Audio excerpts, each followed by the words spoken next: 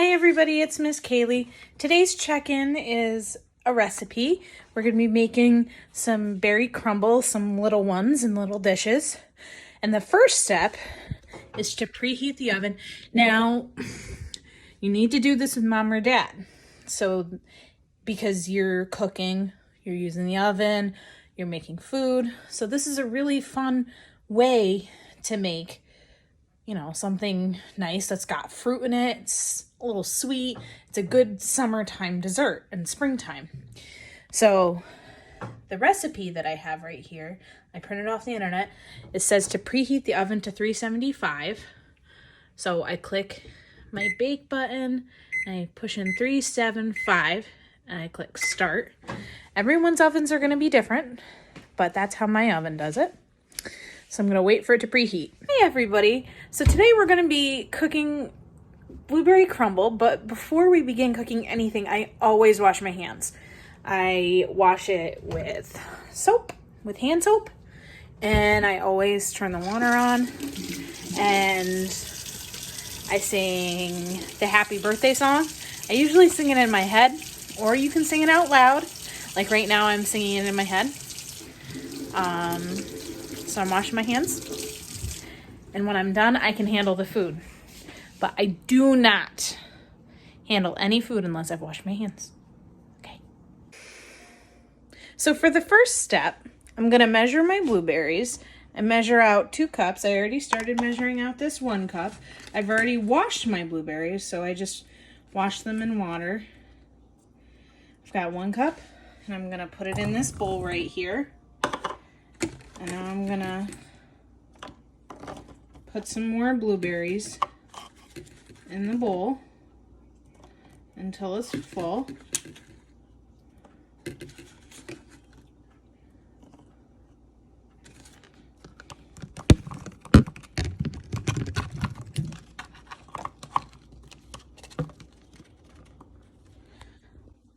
I've got all the blueberries measured out. I'm going to put them in the bowl.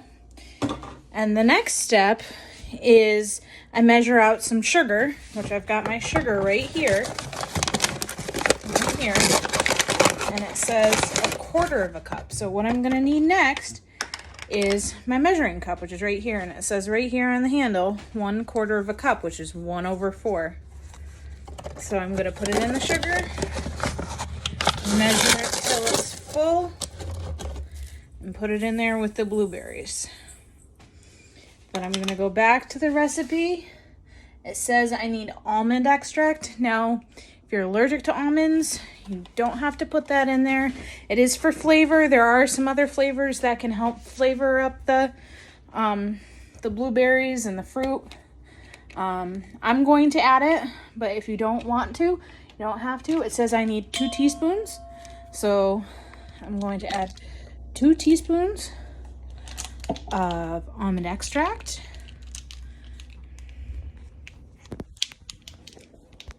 This is my teaspoon. That's almond extract. I filled it up. Now I'm going to dump it in. I'm going to do 1 more. I did 1 more. Now I'm going to dump that one in. And that's the 2nd teaspoon of almond extract. So now that we put the almond juice in there, the next thing is lemon juice. Now they say that's optional, but I still like to put it in there because it makes the blueberries taste a little bit tart, and it makes them give it more taste. It makes them taste a little bit more sour. So this is the lemon juice, and it's only 1 teaspoon, which is a small amount, so it's not that bad. I'm gonna pour it in the teaspoon, and then this is what the teaspoon looks like. I'm going to try and show it to you. Right there. And then I dump it in the bowl, and it's in there. The next step is one of my favorites. I love the vanilla because it smells really good. Now, you're not supposed to drink this. Not supposed to eat any of this stuff until it's cooked. But the smell of the vanilla is just... smells so good. It goes in so many things when you're baking, and it makes things smell really good. Now this is my vanilla, and it says that I need 1 teaspoon. So I'm going to measure the teaspoon out. And going to show you what the teaspoon looks like. And then I'm going to put it in the bowl. Next step is, it says to toss the blueberries with the sugar, the almond extract, the vanilla, the lemon juice, and get them all coated equally until they look like they're all good and nice and flavored. And they're all gonna get put into their own individual little bowls so they can cook. I'm really excited. And I'm using a wooden spoon to do this, but I'm sure you have different spoons at home. You can use whatever spoons you guys want.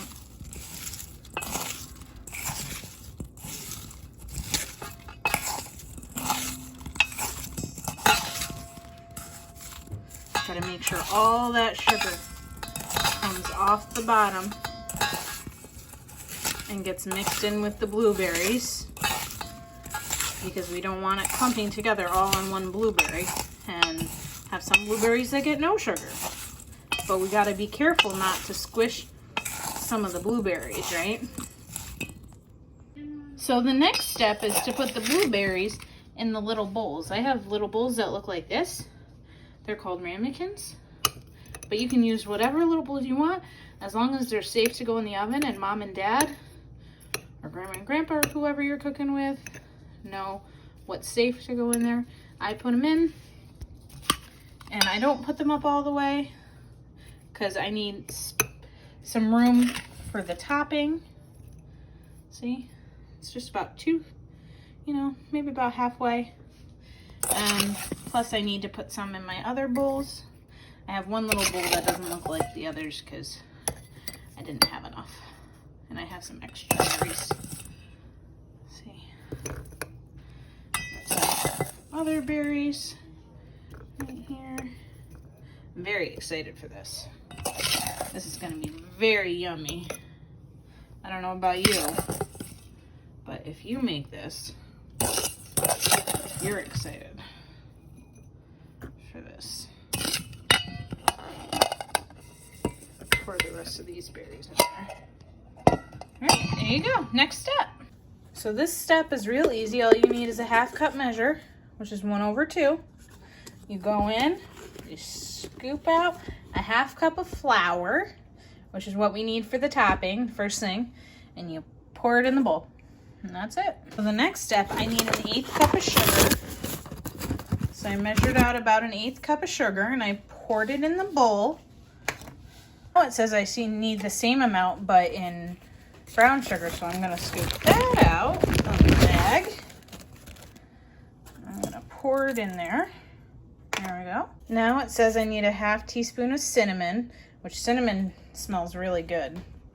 So I'm gonna measure that out. 1/2 teaspoon of cinnamon right here with the correct spoon, and I dump it in. It says that I need a 1/4 teaspoon of nutmeg. Oh, it smells so good, guys. I don't know if you like the smell of cinnamon and nutmeg. Now I'm gonna pour it in. That's what it's looking like so far, the topping. Now it says I need an 1/8 teaspoon of salt, so I'm just going in, getting a little bit, putting it in. There we go. So I did this part before. It says to cube cold butter. And this is what the butter looks like, these little squares. And it goes in the butter and it helps the dough stick together, the toppings stick together. And I did it with the butter knife, that way it's not sharp, and make sure mom does it, okay? Or dad or grandma or whoever's helping you cook, okay? I mixed all the ingredients together and then I put the butter in. And now I'm gonna use a special instrument to help me mix all the butter in, or you can use 2 butter knives to help mix it and make the crumbly topping. The special instrument is called a pastry blender. And that's what I'm gonna use. It doesn't require being plugged in, it's not sharp. And all I do is go like this.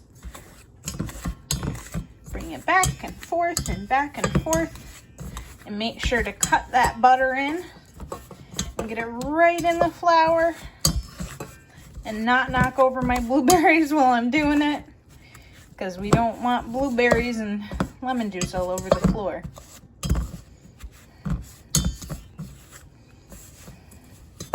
This smells really good. It's gonna taste really good when it's done. It's gonna make my house smell really good.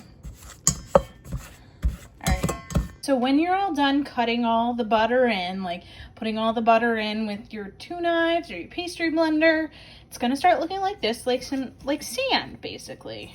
You know, it's not gonna be like flour. It's gonna be like sand, you know? You're gonna have chunks. And what you're gonna do is you're gonna take a handful with clean hands, because you have to wash your hands first. Don't forget. And you're going to put it on top of your berries. Just like that. And then I'm gonna take another handful and put it on top of the blueberries of another bowl. And I'm gonna keep going until all the dishes are covered. So this is what they look like when they're done. And when they're done, I'm gonna take them across my kitchen. And I have a cookie sheet, a baking sheet lined in tin foil, aluminum foil. I'm gonna place them on there. And now that they're all on there, I'm going to place them in the oven for 25 minutes. Now, you should have mom or dad or whoever you're baking with put them in the oven for you. That way you do not get hurt. So I'm gonna put them in the oven for 25 minutes. I'm gonna wear my oven mitt. That way I don't get burnt or hurt. There they go. And I'm gonna set the timer for 25 minutes and I'm gonna press start. I'm excited. Here we go.